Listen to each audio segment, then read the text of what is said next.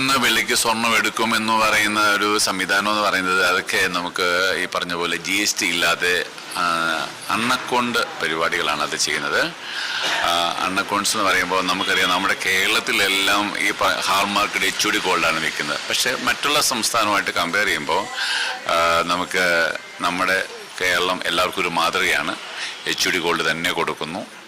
അപ്പോൾ അൺഅക്കൗണ്ട് സെയിൽ നടക്കുന്ന ചില സംസ്ഥാനങ്ങളുണ്ട്. അൺഅക്കൗണ്ട് ബിസിനസ്സാണ് നടക്കുന്നത്. അപ്പോൾ അക്കൗണ്ട് കൂടി അല്ലാതെ അതൊരിക്കലും സേഫായിട്ടുള്ളൊരു കാര്യമല്ല. അതെപ്പോഴും നമുക്ക് എപ്പോഴാണേലും പിടിക്കപ്പെടുന്നൊരു കാര്യമാണ്.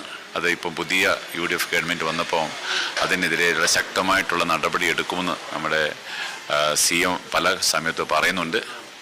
അപ്പം ചെറിയ ലാഭം ഉണ്ടെങ്കിൽ പോലും നമുക്ക് അത് തീർച്ചയായിട്ടും പിടിക്കപ്പെടും എന്നുള്ള കാര്യം സത്യമാണ്. അത് പലപ്പോഴും വെയിറ്റിൽ അഡ്ജസ്റ്റ്മെൻറ്റും പല രീതിയിലും അതിനെക്കുറിച്ച് കൃത്യമായിട്ട് അങ്ങനെയൊക്കെയുള്ള റൂമർ കേൾക്കുന്നുണ്ട്. ഈ സ്വർണ്ണവില കുറയുന്നതിനെ എങ്ങനെയാണ് വ്യാപാര മേഖല നോക്കിക്കാണുന്നത്? സ്വർണ്ണവില കുറഞ്ഞത് ശാശ്വതമല്ല.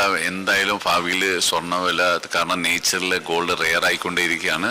അപ്പോൾ മുന്നോട്ട് ഗോൾഡ് പ്രൈസ് കൂടും എന്നുള്ളതാണ് മാർക്കറ്റിലുള്ള ട്രെൻഡ് പലപ്പോഴും പറയുന്നത്.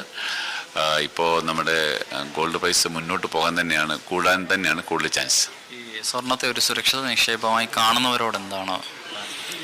നമുക്ക് ഗോൾഡ് എന്ന് പറയുമ്പോൾ നമുക്ക് ഏറ്റവും വില കുറഞ്ഞിട്ട് നമുക്ക് വാങ്ങിക്കാമെന്ന് നമ്മൾ പലപ്പോഴും തീരുമാനിക്കുന്നത് ഒരു തെറ്റായ പ്രവണതയാണ്. നമുക്ക് ഫണ്ട് വരുമ്പോൾ കുറച്ച് വാങ്ങിക്കുക, അടുത്ത പ്രൈസിന് അടുത്ത് വാങ്ങിക്കുക.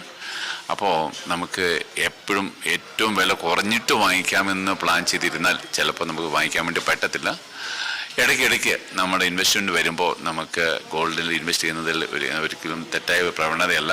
അപ്പോൾ ആവറേജ് വരുമ്പോൾ നമുക്ക് നല്ല ഒരു ലാഭത്തിൽ വരും. ചിലപ്പോൾ ഒന്ന് വില കുറയും. നമ്മൾ പല റേറ്റിനാണല്ലോ വാങ്ങിച്ചിരിക്കുന്നത്.